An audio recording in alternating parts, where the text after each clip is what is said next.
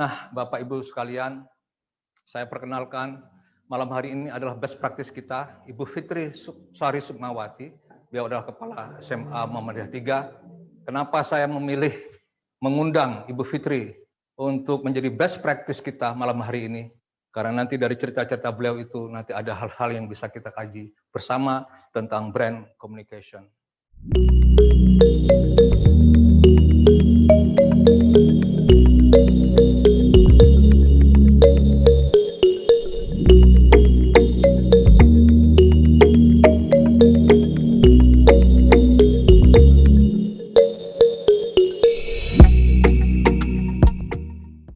Selamat malam, salam sejahtera Bapak Ibu semuanya dari seluruh Indonesia. Assalamualaikum warahmatullahi wabarakatuh.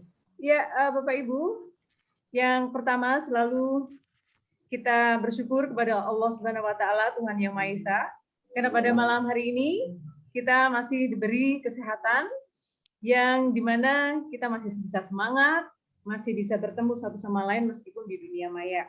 Karena memang kita harus bersabar dengan adanya pandemi sekarang ini. Bapak Ibu, tadi sudah diperkenalkan oleh Pak Ali tentang siapa saya. Mungkin ada yang mengetahui siapa saya karena ini banyak sekali yang hadir. Alhamdulillah sudah 211 yang hadir. Terima kasih untuk Ibu Reni sudah hadir, pengawas kami Kota Yogyakarta, dan rekan-rekan semuanya, rekan-rekan seperjuangan saya di dunia pendidikan yang saat ini kita mengambil tema tentang school brand. Ini sangat penting sekali karena memang perkembangan zaman kita harus selalu mengikuti perubahan-perubahan dan mau belajar. Ya, Bapak Ibu yang ada dari seluruh Indonesia ini, kita coba untuk selalu berkomunikasi yang mutual tentang apa itu branding sekolah. Apalagi tepat sekali di saat PPDB saat ini, kita butuh untuk masukan ilmu, dan ini diskusi ya tentang pengalaman saya di mana sudah berkecimpung sejak 2002 sebagai seorang communicator di bidang broadcasting dan sampai akhirnya saya dipercaya sebagai kepala sekolah di SMA Muhammadiyah 3 Yogyakarta.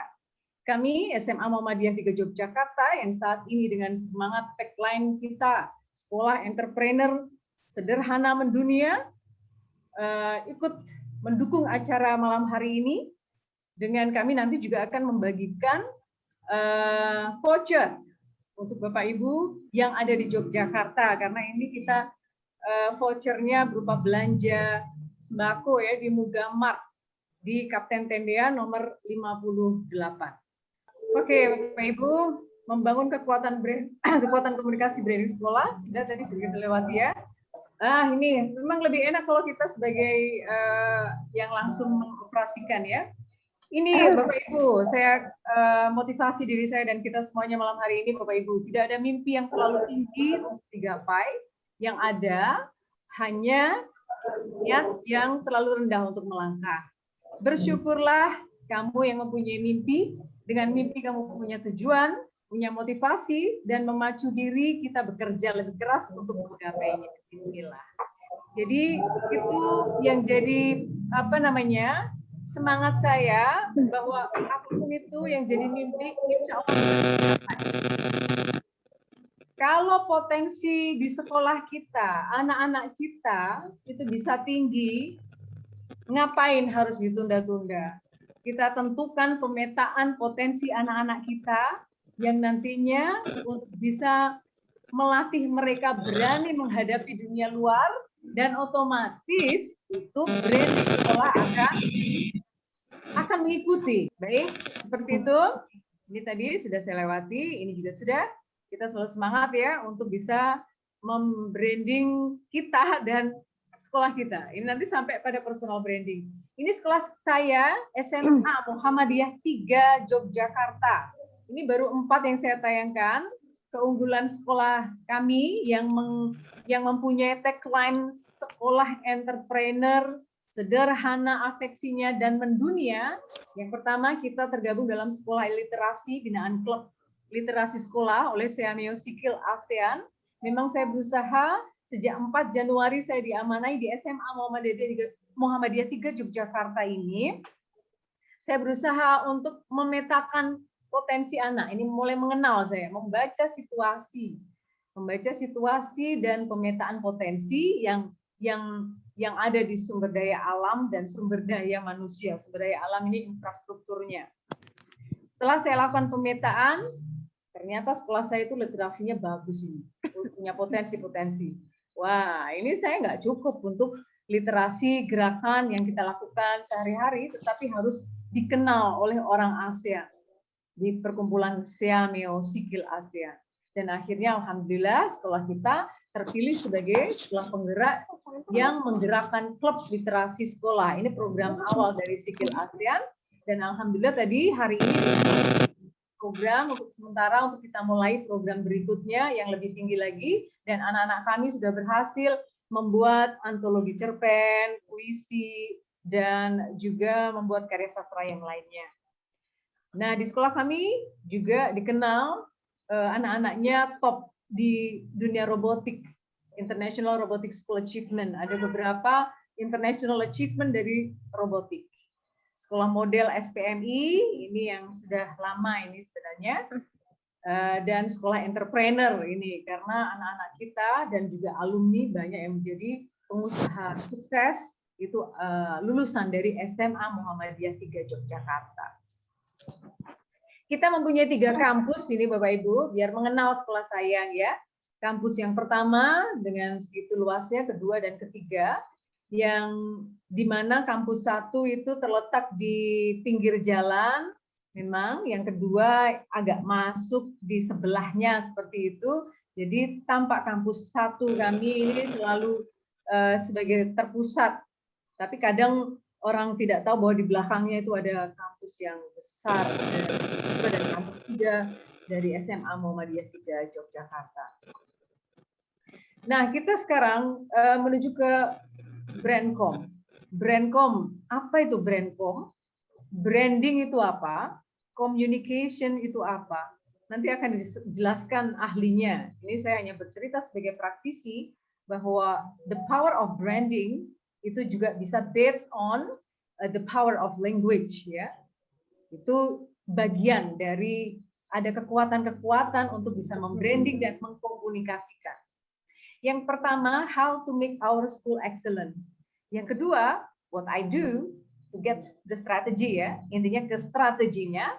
Terus yang ketiga, saya ingin sharing tentang my experience atau school Brandcom product dari yang best practice yang sudah saya lakukan.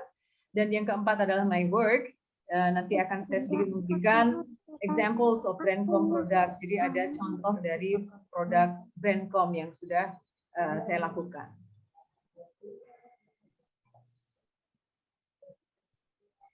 Ini Bapak Ibu, you are our brand and our brand is you.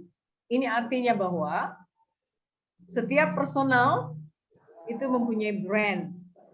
Jadi kita setiap masuk pada sebuah lembaga, ya kita harus totalitas untuk menjadi sebuah brand di lembaga yang kita berada di situ ya, atau bekerja di situ.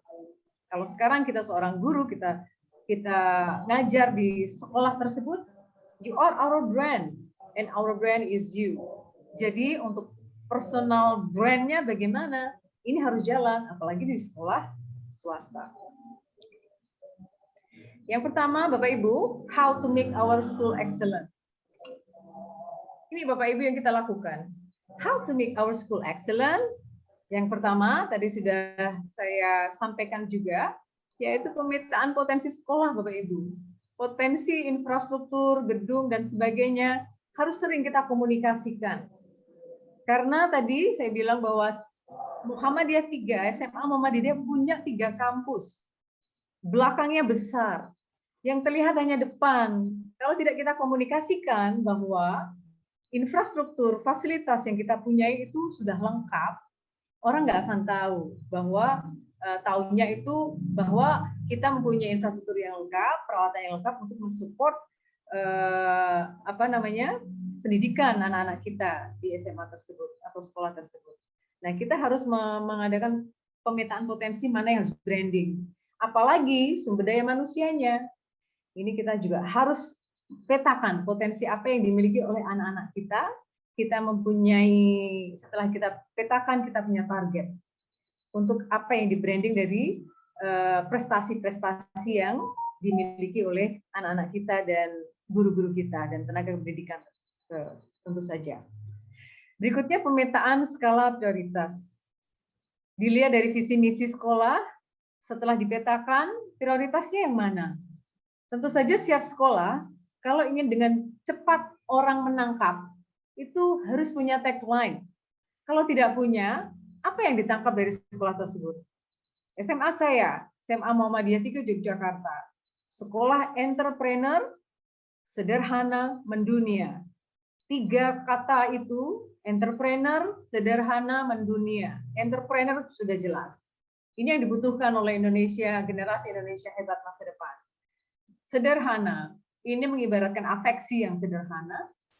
Terus mendunia, ini target kita. Kita nggak usah tanggung-tanggung gitu. Kalau bisa ngapain kita nggak langsung internasional yang kita tuju gitu. Tetapi memang kalau memang sekolah kita dari potensi anak-anak kita belum ke sana, ya pastinya pelan, tapi pasti kita menyesuaikan dengan target yang kita targetkan sendiri ya. Mencapai target prioritas bisa bersamaan atau silih berganti. Jadi prioritas kalau kita mengelola di sekolah itu tidak bisa silih berganti, apa istilahnya, antrian nggak bisa, karena program harus jalan semua. Jadi bisa kita lakukan secara bersamaan prioritas tersebut, atau mungkin ada sebagian yang harus memang gantian, menurut Sikon. Berikutnya Bapak Ibu, tentukan keunggulan di 8 SNP. Kita punya program-program dari 8 SNP, dari standar proses, dari standar-standar tersebut. Kita buat perencanaan untuk masing-masing standar itu mempunyai daya tarik dan daya jual. Ini penting sekali. Karena kita mengelola di sekolah swasta yang harus dinamis, yang harus mengikuti perkembangan zaman, dan juga ada daya dua ini, daya tarik dan daya jual atau market oriented-nya udah jalan.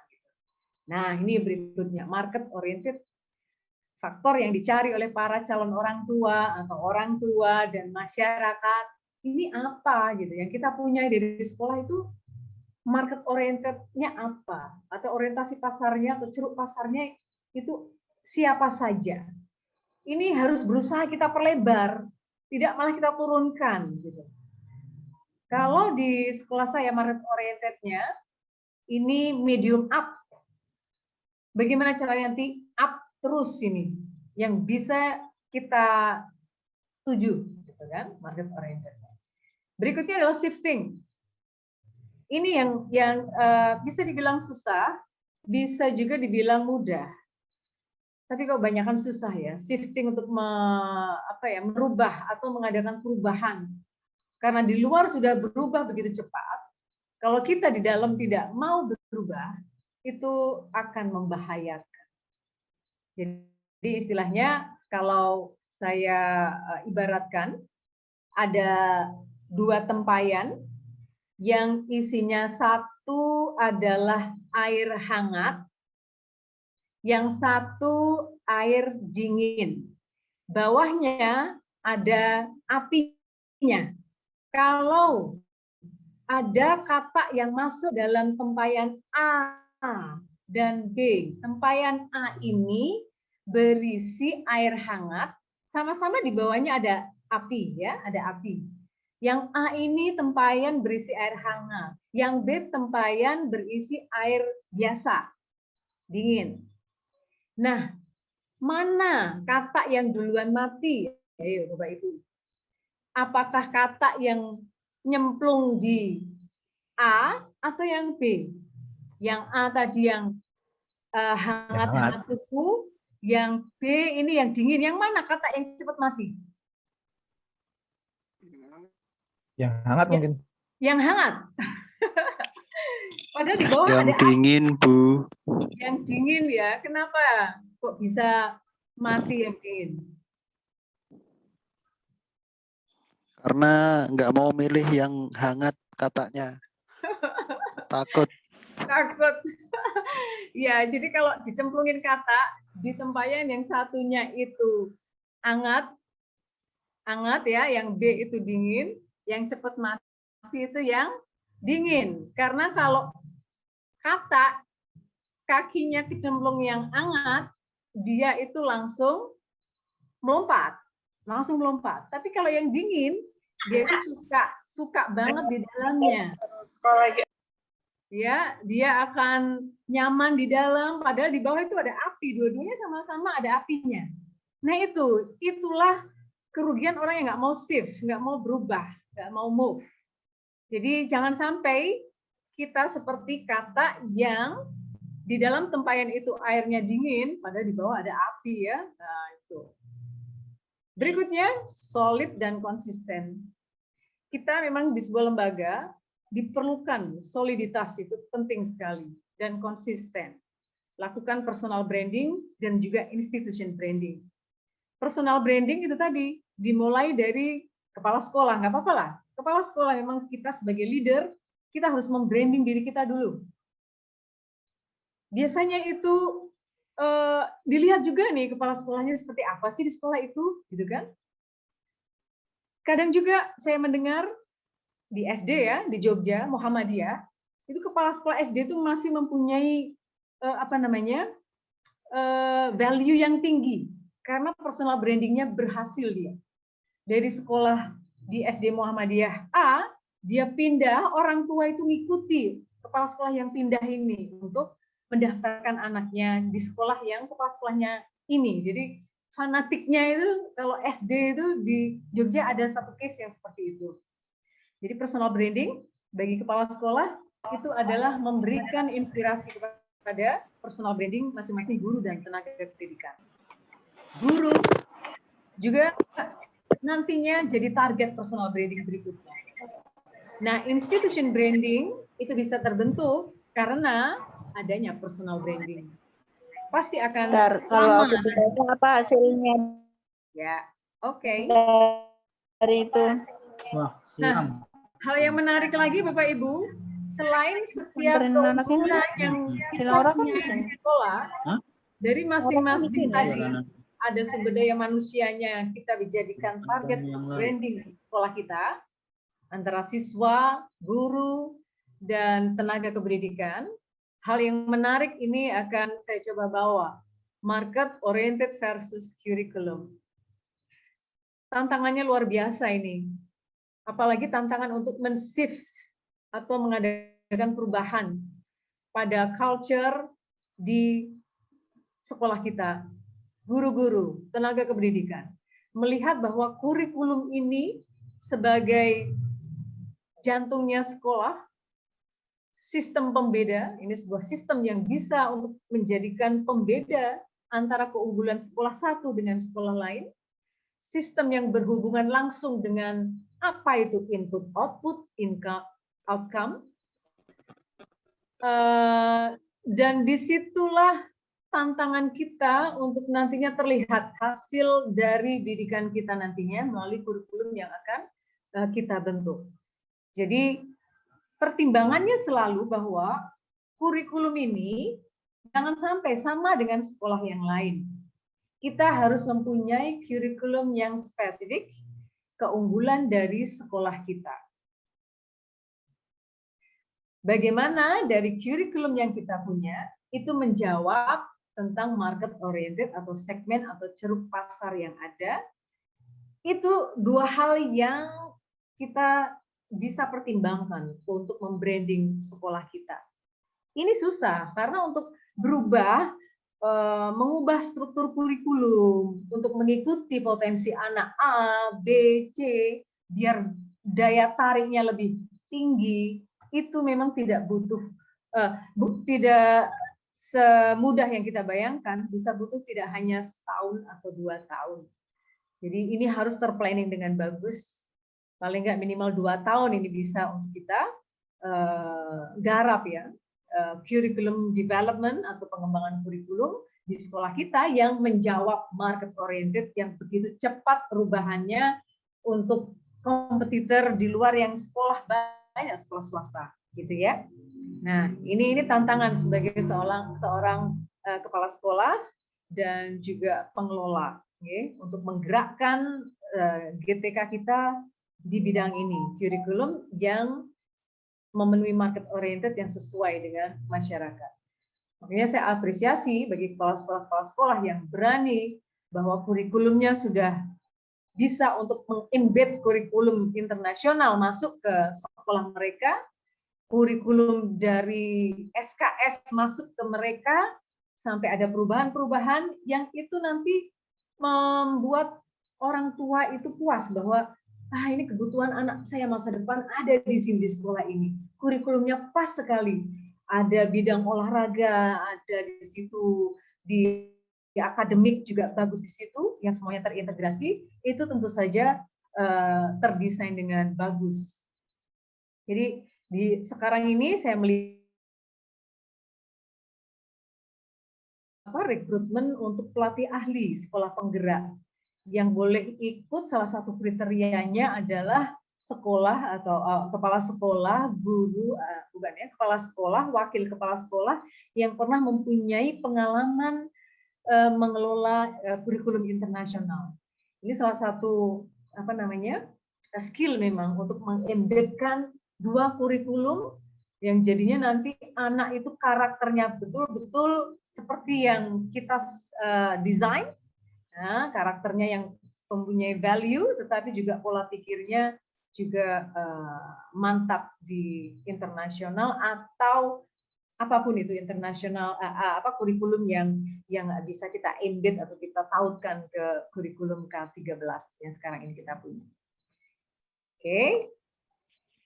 Nah, ini Bapak Ibu, ini ada Mugamad di situ, itu salah satu badan usaha milik sekolah kami di pinggir jalan, di Jalan Kapten Tendean, Yogyakarta.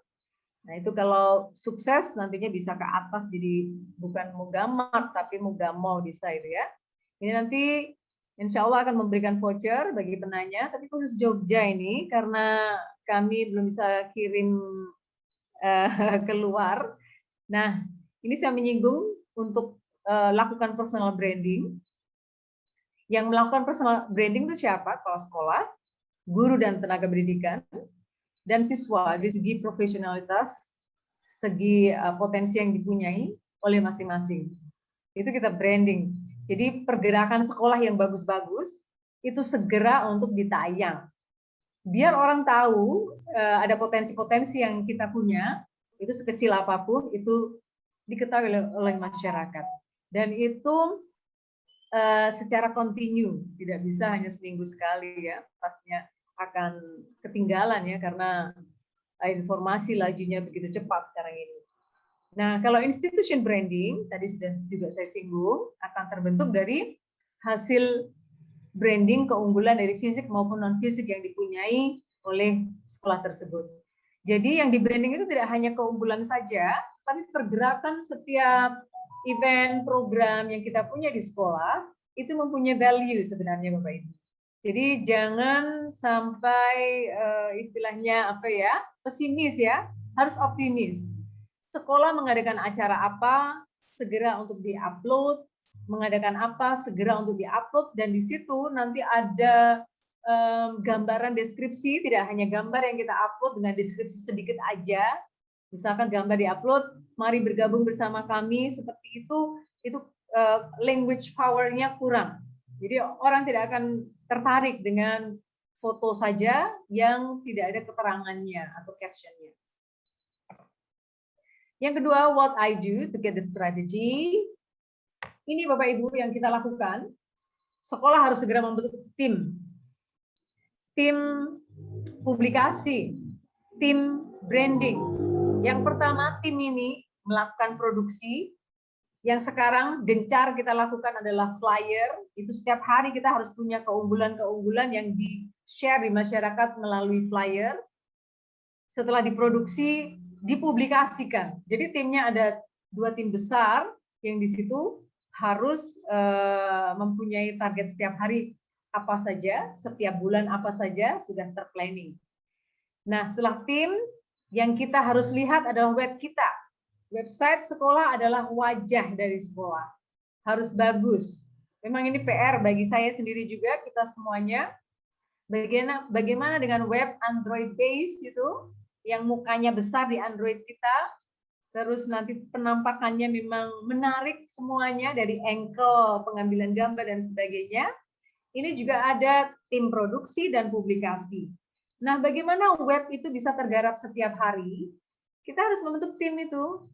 Timnya tidak harus istilahnya 2 atau 3 dari tenaga kependidikan, tapi kita bisa membagi tugas untuk menulis berita untuk web kita. Misalkan digilir dari tim ada 5 orang, itu nanti ada masing-masing bidang, itu nanti ada dia bagian standar apa, misalkan satu orang itu meliput di standar proses dan standar isi, itu dia yang berusaha untuk setiap hari mengcounter apa yang akan di-upload di media untuk keunggulan dari atau kegiatan, ya, tidak hanya keunggulan tapi kegiatan di standar proses dan standar isi misalkan, terus standar GTK apa saja gitu ya. Nah itu. Nah setelah itu kita coba targetkan ke media sosial yang miliknya orang muda, media sosial yang seumuran saya, orang tua. Kalau orang muda itu sekarang suka IG, Twitter, dan sekarang ada Spotify dengan suara ya. Nah itu kita akan target karena anak-anak kita dari SMA itu dia udah nggak main Facebook lagi. Nah Facebook itu bagi orang tuanya, kita juga harus rawat ini ya, kita rawat. Bagaimana berproduksi, bagaimana mempublikasi. Terus yang terakhir, ini tantangan kita adalah peran kita sebagai influencer. Ini ada kaitannya dengan personal branding tadi.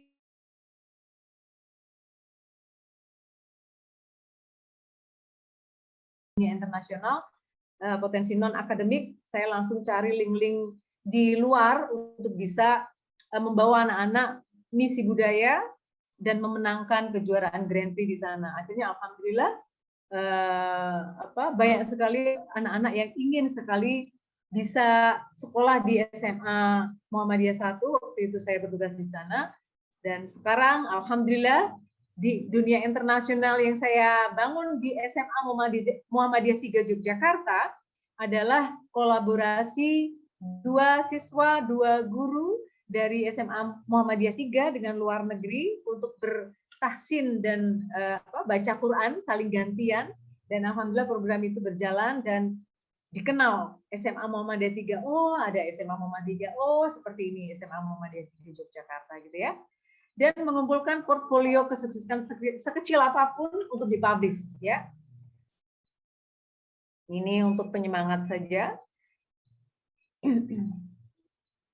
Nah ini Bapak Ibu, kita lakukan apa yang kita lakukan? Tentu saja based on data, kita mengobservasi dari potensi, dari mau kita apain, apa yang dipublish, terus draft the big concept, kita juga harus dengan ekstra mengkonsep big concept kita untuk dari data yang kita dapatkan mau kita apain, dan paling penting adalah take action.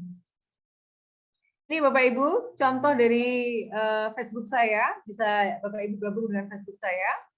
Jadi cara penulisannya juga harus menarik, tidak hanya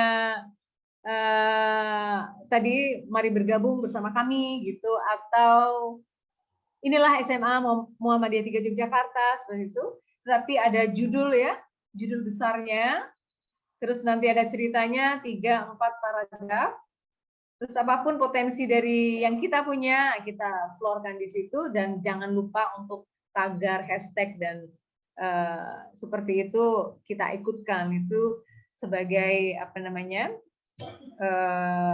cerminan bahwa kalau kita dibutuhkan untuk tagar ini ada, selalu ada ya untuk dunia pendidikan dan seterusnya. Study, shooting, editing, uploading. Butuh tim, tidak bisa sendiri. Ini website sekolah kami. membentuk peserta didik yang berintak, cerdas, kompetitif, dan berjiwa Muhammadiyah, sekolah entrepreneur, sederhana mendunia. Baik, begitu Bapak Ibu. Terima kasih atas partisipasi Bapak Ibu semuanya. Dengan sharing kita, monggo ini nanti kita tunggu untuk sharing Bapak Ibu di beberapa pengalaman yang sudah saya dapatkan dan best practice-nya sampai alhamdulillah di sekolah sebelumnya dan semoga di sekolah sekarang di SMA Muhammadiyah 3 Yogyakarta meskipun pandemi tidak berpengaruh terhadap PPDB sekolah kita karena kita selalu bersemangat untuk membranding keunggulan sekolah kita. Terima kasih, tetap semangat. Wassalamualaikum warahmatullahi wabarakatuh.